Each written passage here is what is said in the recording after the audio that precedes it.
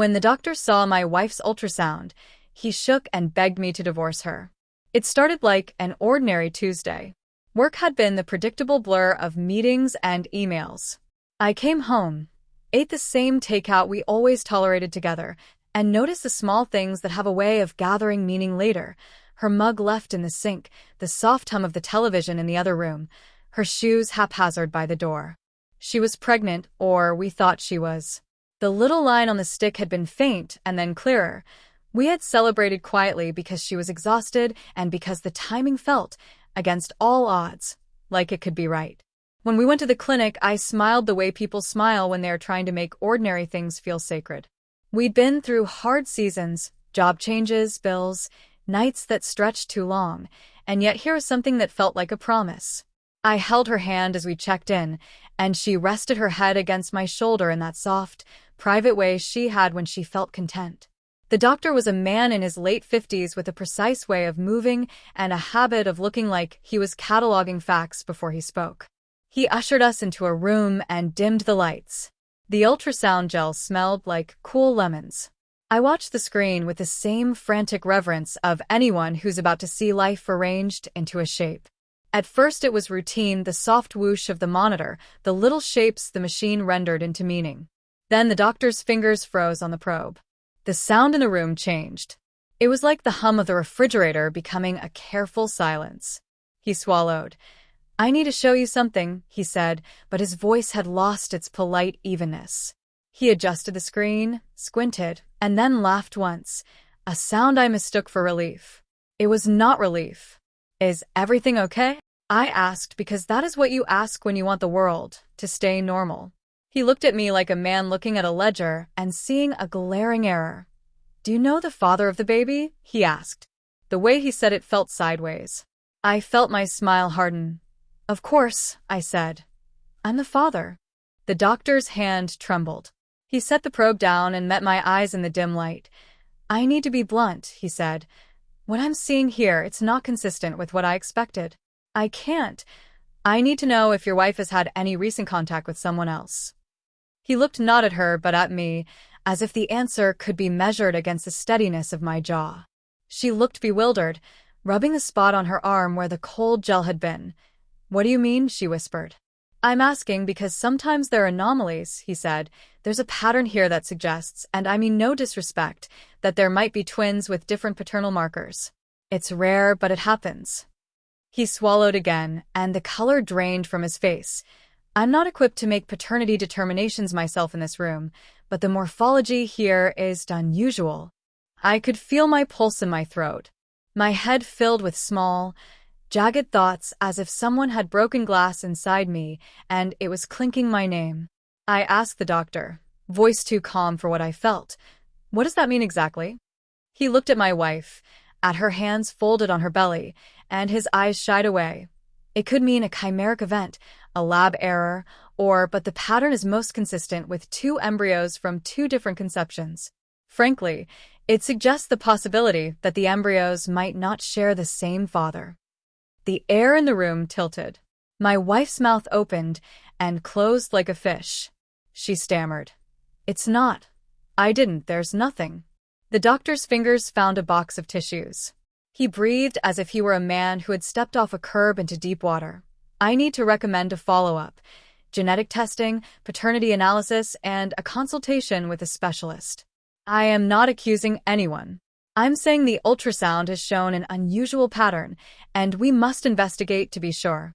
I left the clinic with the doctor's pamphlets in my hand and a silence in my chest that had the density of a meteorite. The world around me felt both unbearably bright and narrowed to the span of the car seat. My wife cried quietly the entire drive home. She clutched her belly and whispered apologies I could not parse. She said, I would never, and then she said nothing. That night, I lay awake and thought of all the small infidelities of attention we'd both committed over the years, of the moments when our love had rerouted into routines and convenience.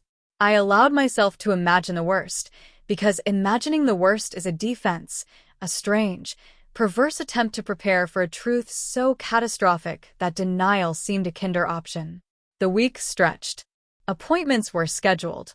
I found myself watching her for signs of guilt. The way she tucked hair behind her ear, the way she answered calls, the way she told me small lies about where she'd been when the truth would have been better. I told myself to be reasonable, to trust the process of investigation. But every time her phone buzzed, a small animal fear leapt in my chest. The doctor's words had opened a fissure. It would widen like a fault, and I would stand in its path. 3 weeks later, we returned to the clinic for more imaging and preliminary genetic counseling. The specialist was younger, with eyes like someone who asked direct questions for a living. He played the videos back on the screen, paused, narrated, and said things like morphology and non-identical characteristics, words that draped the room in clinical haze.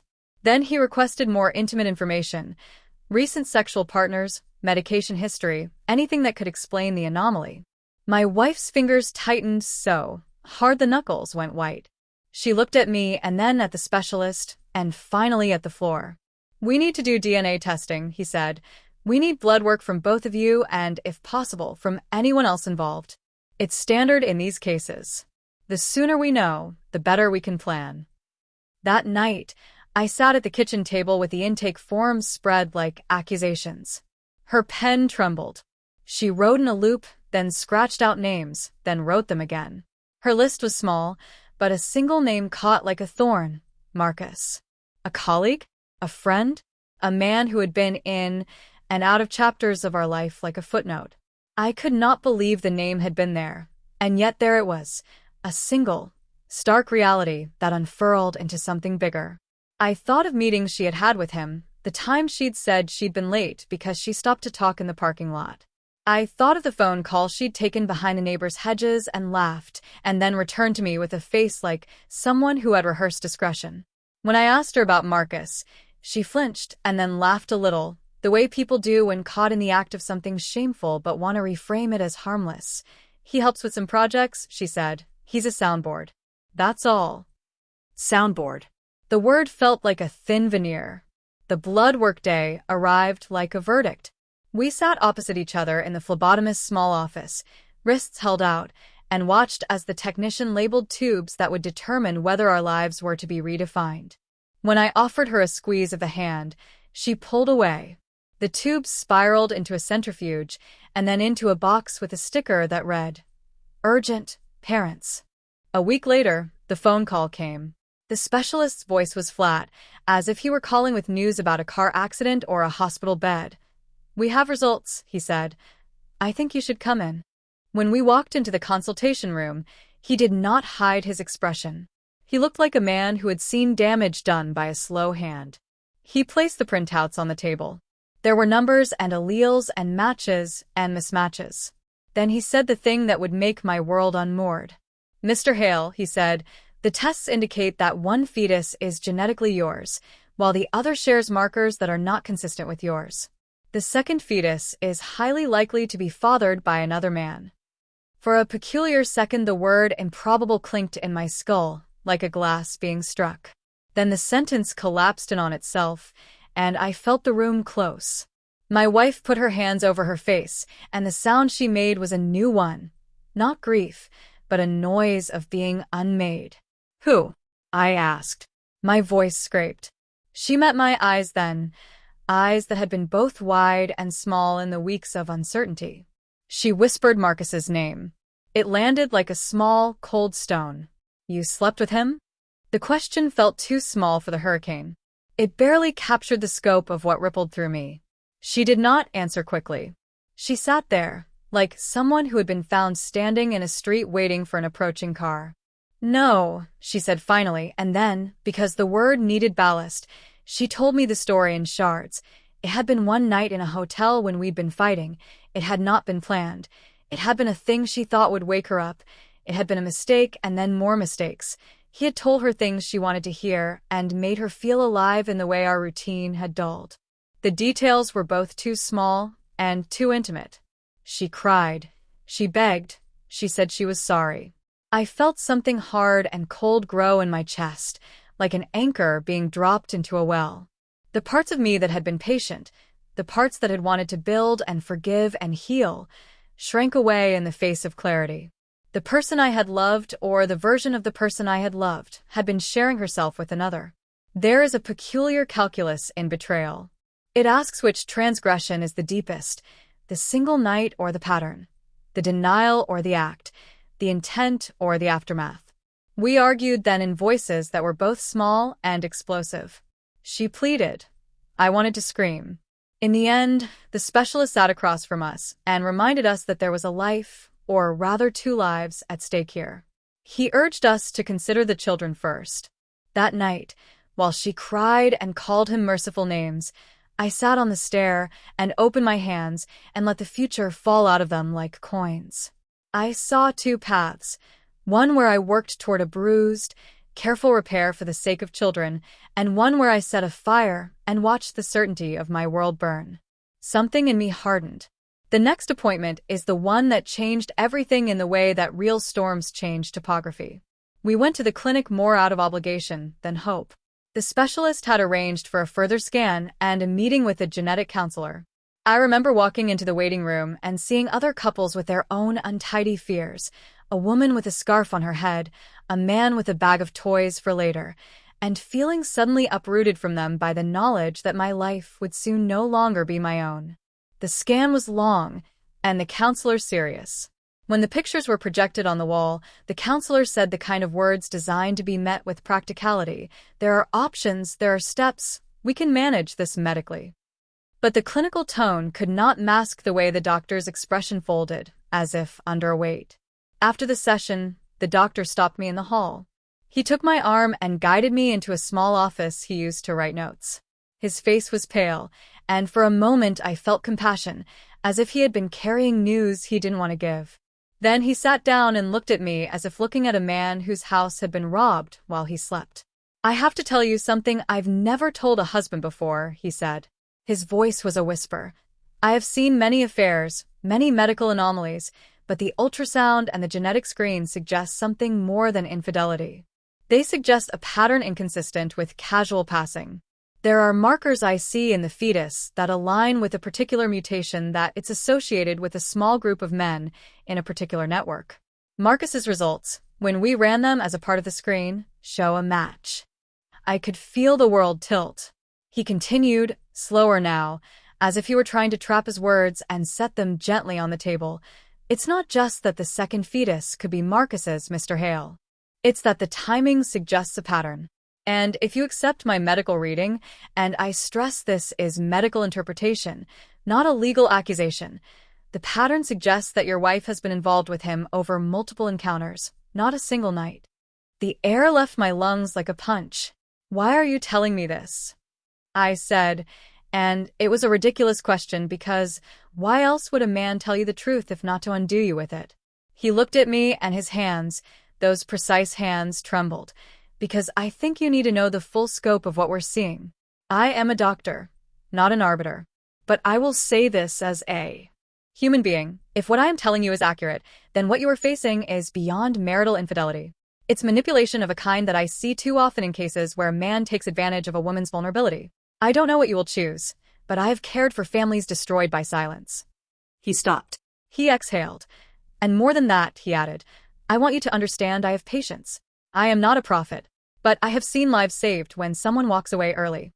If you want my counsel as a doctor, not as a judge, leave. Go. Do not let this continue. I would ask you as a human being to consider divorce. The word landed like a strike. The doctor, the man who had been filling our lives with medical terms and charts, was shaking now, shaking in a way that felt like pleading.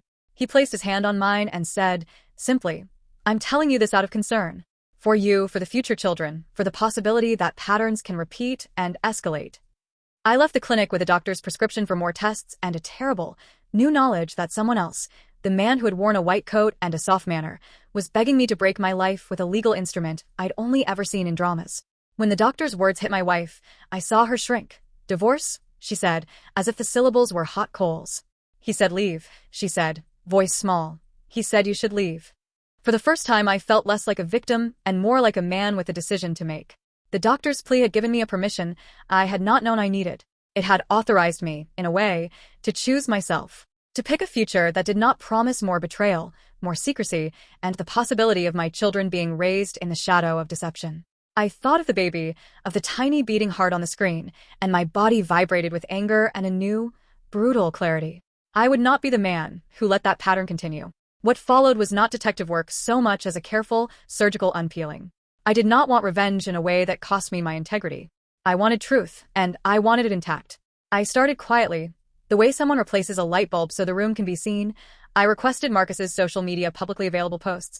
I listened to the voicemail she deleted, I checked calendars, and I matched times. It felt forlorn and righteous at once. The evidence was a map of small betrayals. Coffee at 2 a.m. texts, a receipt from a hotel, a photo with an arm around his shoulder taken the night before our anniversary. Each piece of proof added up like calories in a slow diet of pain. I filed the pieces into a folder and let it sit like a manual for the end of something. I did not show her everything at once. I let her see it in the rare and raw moments when she could either confess or spin another web of lies. She chose confession. She told me that the affair had started as a spark in her chest when we were at each other's throats, a small rebellion that felt like wakefulness. Then it became a pattern. Texts, evenings, times where she would call in late and say she'd been writing. She hid it in the way the guilty hide a treasure. Careful, nervous, certain someone would come to claim it. I confronted Marcus as well. I did it in a way that preserved my calm. I went to his office and asked to speak with him in the hallway. He was surprised to see me, casually annoyed at being interrupted. I watched him for the small tells, the shuffle of a foot, the tilt of a head. He tried to laugh it off, to turn it into a game, until I produced my folder. I showed him phone logs, hotel receipts, and a picture of them together in a place I had not been invited. He changed. The swagger fell away, and he became polite in the way men become polite when they see consequences arriving. "You don't understand," he said. "She was leading me on. She said you were distant." "I do understand," I said. "I understand that you were her choice and that you manipulated her. I also understand you have boundaries with colleagues. I don't want to cause you trouble at your job, Marcus. I want you to stay away from my family." He looked at me as if he could right the world with a shrug. "You can't stop people from wanting each other," he said. "You can stop them from ruining a family," I replied. "And you can stop being in contact with my wife." He laughed then, same contempt. "What are you going to do, threaten me?" I didn't threaten. I simply said, "I will send this to your supervisor and your wife's employer if I have to." That isn't a threat. It's a choice. He glanced at the folder and his confidence waned. He left. He did not look back. My actions were not spotless. There is a grayness to any act of exposure. I sent a measured letter to his supervisor. Not a smear, but a statement of facts with receipts attached. It was bureaucratic and effective. Within a month his project was reassigned, and he was no longer the man of influence he had been. He had been a parasite on our marriage. The organization excised him when the infection was shown. I confronted my wife in a way I hadn't before. Not in rage, but in a quietness that carried the weight of evidence on its shoulders. Asked her to sit with me, and I placed the folder between us like a tiny altar. She cried at first, a sound I'd heard before, raw and repentant. She said she wanted to stop, that the pregnancy had shocked her into clarity, that she could not live with the lie any longer. She wanted to fight for us, she said, and for the children. I listened, but I also listened to the silence after her words, the moments where hope would have to be rebuilt from an erosion of trust. "You can leave," I said simply, and it startled her. She looked at me, fingers pressed to her mouth. "Leave?" "Yes," I said, slow. "You have 2 months to decide if you will commit fully, not because I need to punish you, but because the children deserve to be raised in a household with transparency. If you choose to stay and to rebuild, there will be conditions. Full therapy, full transparency of communications, and a renewed commitment. If you refuse, then we separate. There will be no third option for me." She looked as if I had given her a life preserver and told her the water was cold, but the only way to survive was to swim. "I need time," she said, tears streaming. "You have time," I said. "But understand this. I am not naive. The doctor told me something I could not unhear. Marcus's pattern and what the ultrasound suggested changed the scale of this from an affair to a structural betrayal." She nodded. "I understand." Then she said something that surprised me. "I'm terrified either way." "Good," I said. "You should be. Fear is a kind teacher." Our conversations over the next weeks were both intimate and clinical. We discussed therapy, parenting plans, and the hard labor of rebuilding. I withheld affection in places that were previously automatic. Not out of cruelty, but because the scaffolding of trust had been removed and needed to be rebuilt, plank by plank. My revenge, if it can be called that, was not dramatic nor destructive. It was cunning in a bureaucratic, slow way that punished without descending into the savagery I might have otherwise entertained. I wanted him exposed, not physically hurt. I wanted him stripped of influence, of bragging rights, of the casual leverage he'd thought he had. First, I collected everything, a trove of receipts, messages, GPS logs, hotel invoices. I went to his firm and requested a meeting with HR. I presented the facts. I made the case professionally. Conflict of interest, inappropriate relationships affecting work performance, potential reputational risks. HR did what HR does. They opened an inquiry. Next, I ensured the narrative was airtight. If a man wants to live in denial, a paper trail will not allow him sanctuary. I sent the materials to a private investigator, not to stalk her but to corroborate the times and dates. The investigator returned with clear corroboration. Not only were they meeting frequently, but places and times lined up with the conception window for the second fetus. The firm actuated its policies. Marcus was put on administrative leave. His projects were reallocated. It was not satisfying in the way a sword might be, but it was effective. He lost clients and influence. He became the kind of man who explains himself in awkward HR meetings and who fields awkward emails. His career, once a source of swagger, dimmed. I do not claim a joy in his downfall. There is a mild, civilized satisfaction in seeing a liar confronted with consequence. But the real victory was in setting my family on a path where this pattern could not continue. Throughout, I kept my focus on the children, on the fact that decisions we made would affect two small beings, not yet named. There is an odd clarity that comes when you hold infants as hypothetical points on a map. The desire to shelter them from the centrifugal force of adult misconduct becomes the center of your moral world. The exposure was not the dramatic courtroom scene I'd once imagined. It was a series of small, public reckonings, a letter to his supervisor, an internal HR finding, a quiet conversation at his workplace where people asked him questions, and he had no answer. He tried to spin, he tried to minimize. The documents I collected were too tight to be spun. Marcus's defense was that we had no right to ruin him. He called me during his suspension and tried to cajole me into mercy. I listened. I told him plainly, "You made your choices. Let HR decide what to do. You can take responsibility now, or you can continue to pretend you are blameless." His wife, and he had a wife, a detail we had seen in one of the receipts and chosen not to weaponize for a long time, reached out to me. She asked for documents and copies of conversations. We traded notes and shared the quiet horror of the way men compartmentalize their lives into public and private zones. The outcome was administrative. Marcus was terminated 6 weeks after the initial report. It was punitive and bureaucratic and utterly devastating to his ego. He lashed out on social media for a few intense hours, then the post stopped. He retreated from the world where he had been king of small influence. In the midst of his fall, my wife was broken and raw and earnest. She began therapy in earnest, more than the perfunctory sessions she'd attended in earlier months. We began learning to talk in ways we had never done before. She handed me her phone every night and let me review messages. We set times for counseling. She allowed me to know things I had never had a right to ask. It was humiliating for her, and it was a balm for me. Rebuilding was an act that required both law and grace. We attended therapy, and sometimes therapy felt like a courtroom where the evidence of past slights was presented and examined. There were sessions where she sobbed at the foot of her guilt, and sessions where I admitted my own failures, the ways my absence had been fertile ground for someone else's intrusion. Friends split. Some took sides. Others retreated. The partisanship of betrayal can be ugly.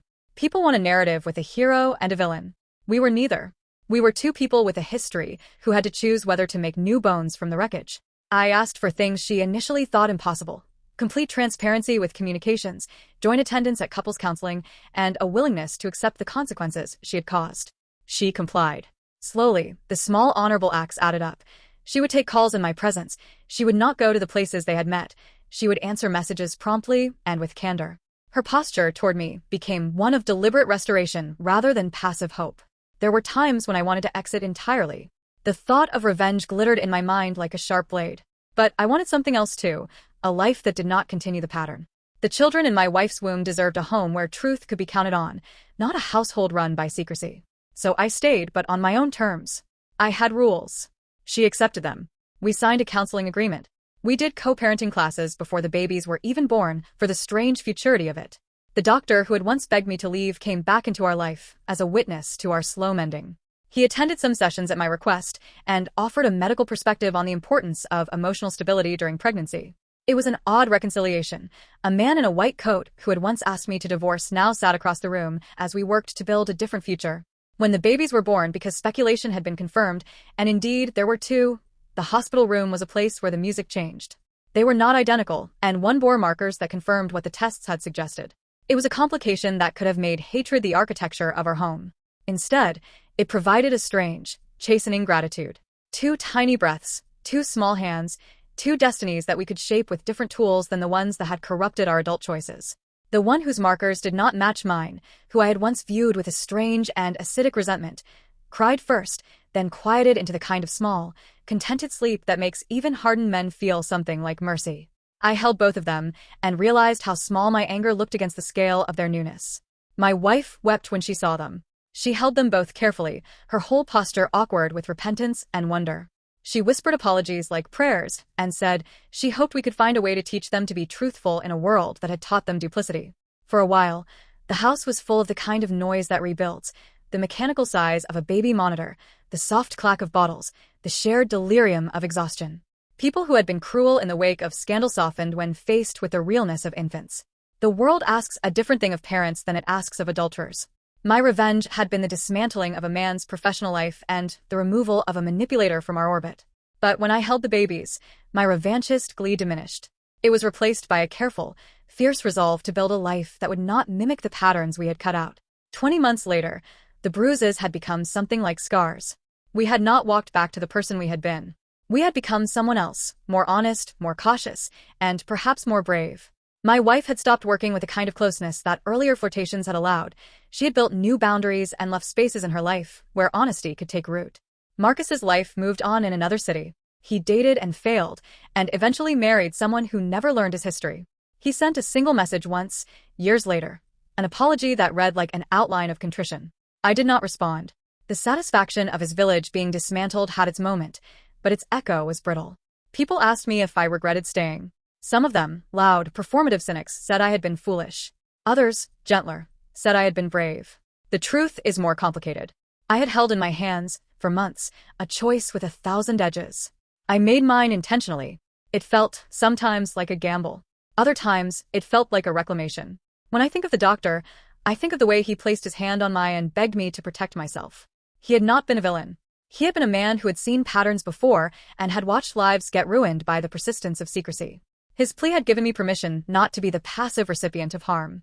His words had been a spark I might have ignored without his intervention. There are nights when old anger returns, a newspaper headline, a birthday, a snatch of a song that belonged to the first easy years. I allow myself the grief, because grief is the honest currency of loss. But I do not allow my grief to be the architecture of our family. I let it live among the small, sacred rituals we have built. A bedtime story read aloud, a hand held on a sofa, a kitchen where we both stand and make coffee in turns. Epilogue. What revenge taught me. If there is a lesson in all of this, it is not that revenge is the right road. It is that truth, once known, forces choices. The doctor's plea to divorce was both a violent and a merciful thing. It was violent in its break, but merciful in its untangling. I chose a path that included consequence for the one who had manipulated my life, but I also chose the harder path of making space for life that had nothing to do with the selfish acts that precipitated it. I sought accountability for Marcus, and we removed him from our lives. I sought transparency from my wife, and she gave it, with the humility of someone who had been taught the hard way. There are those who will say I should have left and let the world find its own pathetic justice. There are those who will say I should have forgiven and forgotten and made an altar of silence. I will tell you only this. The decision was mine, and I made it with the knowledge of the damage an unchecked pattern can cause. I left some things in the past for good reason, but I did not leave my home to the rod of secrecy. In the end, I found that revenge, when tempered by the needs of those who are innocent, can be a tool rather than a ruin. It need not be extravagant. It need not be cruel. It needs to be precise, deliberate, and then set aside, so the work of living can begin again. When the doctor once shook and begged me to divorce her, he did not know that his words would be the fulcrum for everything that followed. They were the jolt that made me choose not only myself but also the small lives that would one day call me father. I do not love the man I became in the dark months, the man who collected proof like prey, but I do not disown him either. He did what he thought necessary to protect a future, and in the wreckage there was the slow remaking of a home. And sometimes, on a quiet afternoon, I watch my children sleep, and I think, The world gives us mistakes and then hands us the tough, strange gift of repairing them. That is work worth doing. That, perhaps, is the only revenge that truly sustains.